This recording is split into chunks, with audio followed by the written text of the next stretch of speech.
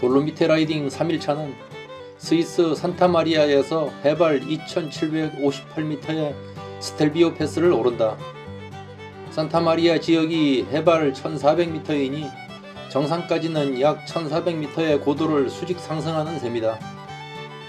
이후 스텔비오 정상에서 숙소까지는 약 20km를 다운힐하는 일정이다.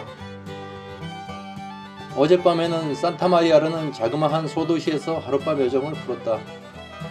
모두 나이가 있어서 잠이 없는지 새벽부터 사책하는 대원들이 있지만 난 알람을 맞춰놓고도 아침에 일어나기조차 힘드니 무슨 조화인지 모르겠다.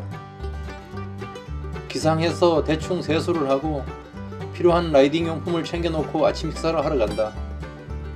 하지만 아직까지 유럽 문화에 적응이 안 된 건지 내가 잘못된 건지 아침에 빵 조각을 먹기가 힘들다. 아침을 먹는 둥 마는 둥 간단하게 요기를 하고 출발 준비를 한다.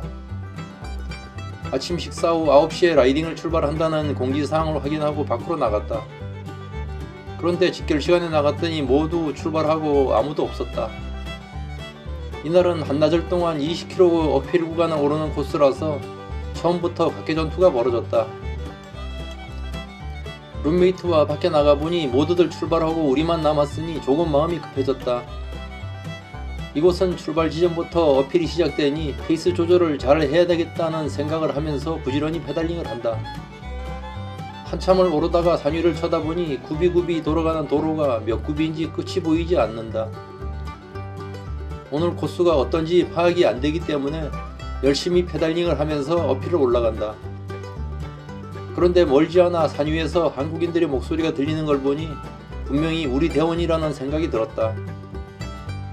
도로가 굽이굽이 헤어핀이기 때문에 멀리 올라갔다 하더라도 직선상으로는 가깝기 때문이다.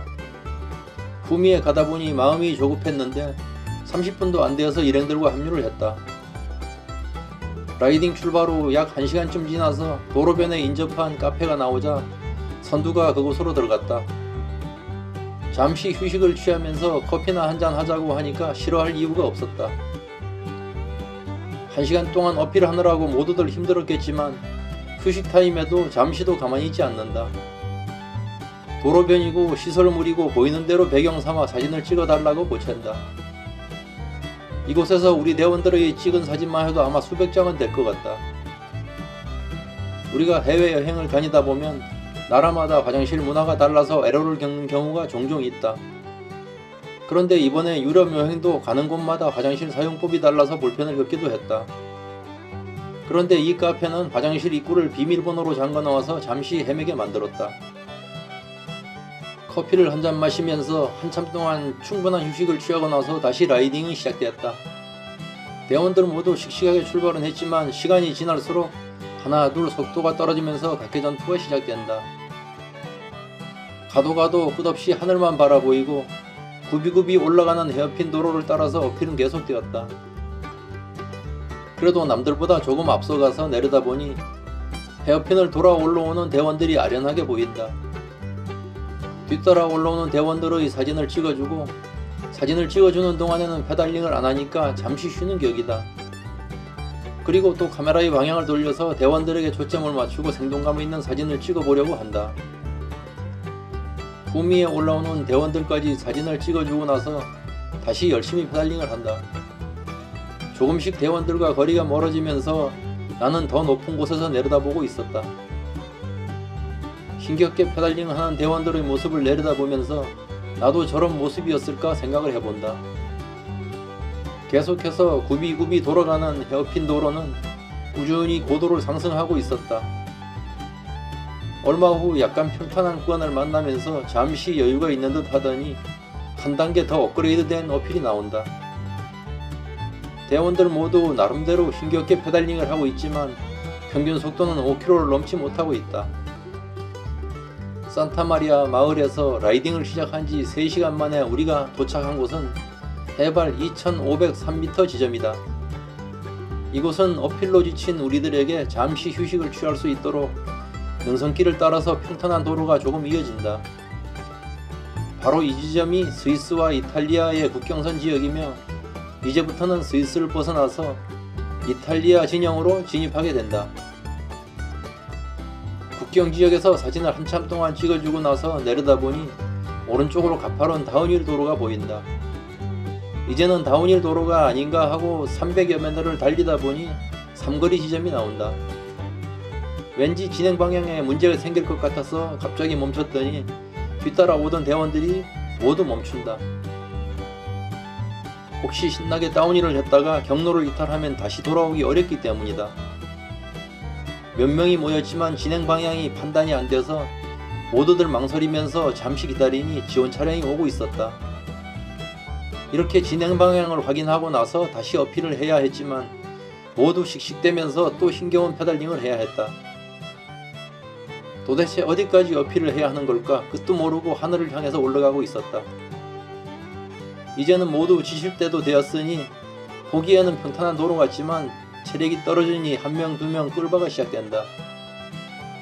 아마도 저 하늘에 맞닿은 자그마한 건물이 보이는 곳까지 올라야 정상일 거라는 생각이 들었다. 이렇게 정상까지 오르면서 앞서가다 도로변에서 포인트를 잡고 생동감 있는 사진을 찍어주려고 기다린다. 힘겹게 올라오는 우리 대원들을 보면서 라이딩하는 사진을 몇 장 찍어주고 함께 끌바도 해본다. 해발 고도가 높아지자 일부 대원들은 메스꺼움과 두통, 어지러움증을 호소하기도 한다.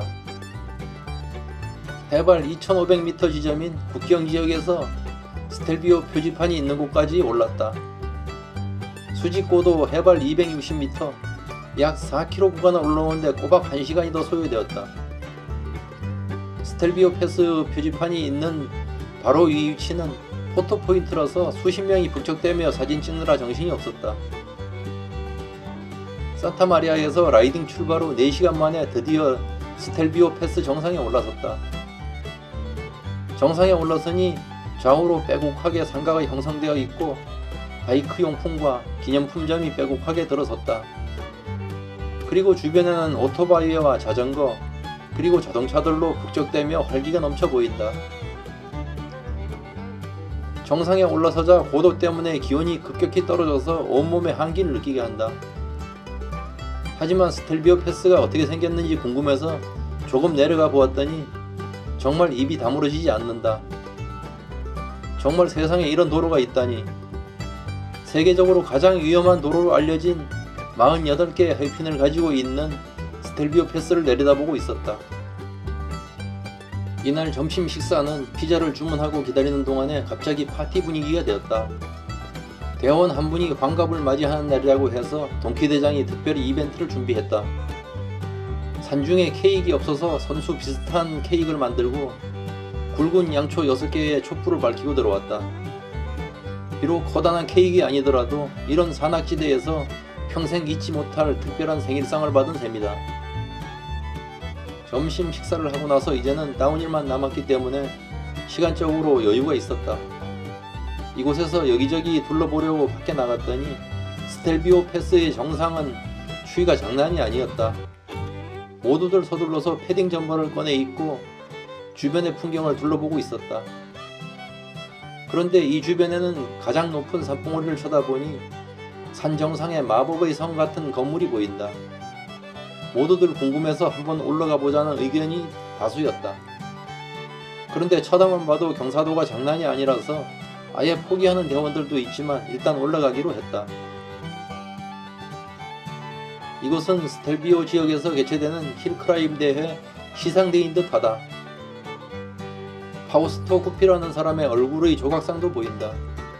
이곳을 그냥 지나갈 수가 없어서 시상대에 올라가서 기념사진을 찍고 정상을 오르기 시작했다. 마법의 성을 올라가는 길은 경사도가 높고 노면에 돌이 많아서 클리 신발로 걷기도 힘들었다. 고도가 점차 높아지면서 호흡 소리가 커지고 일부 대원들은 어지러움증을 느낀다고 이야기한다. 그런데 동키대장은 자전거 어필 시범을 보인다고 한참 동안 씩씩대며 페달링을 하고 있다. 산중턱까지 올라와서 산하를 내려다보니 마치 항공사진을 찍은 듯이 보인다.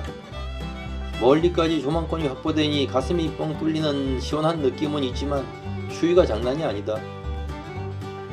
그래도 요즘은 하절기인데 아직까지 만년설이 하얗게 보이니 아마도 주변에 있는 만년설이 뿜어내는 냉기류가 흘러서 더욱 그러한 것 같다. 이제 마법의 성을 코앞에 두고 우리가 내려갈 반대쪽을 조망해본다. 굽이굽이 돌아가는 48개의 헐핀 도로는 화산지 위에 연필로 낙서한 것처럼 화면에 보인다.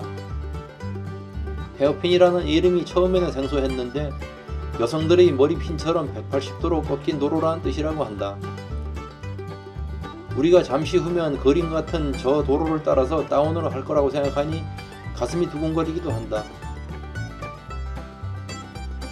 드디어 마법의 성을 코앞에 두고 이 성에는 누가 살고 있을까? 백설공주와 7난장이를 연상해본다. 그러나 가까이 접근해보니까 분위기 있는 레스토랑이 이곳에 자리하고 있다. 정상에 올랐으니 더욱 한기를 느끼게 한다. 서둘러 샷다를 눌러대며 수백 장의 사진을 찍고 나서 하산을 한다. 오후 일정이 시작되기 전 빅토르님이 나보고 컨디션이 괜찮으냐고 물어본다. 혼자서 싱글길로 내려갈 건데 같이 탈 거냐고 묻기에 싱글은 생각이 없다고 말했다.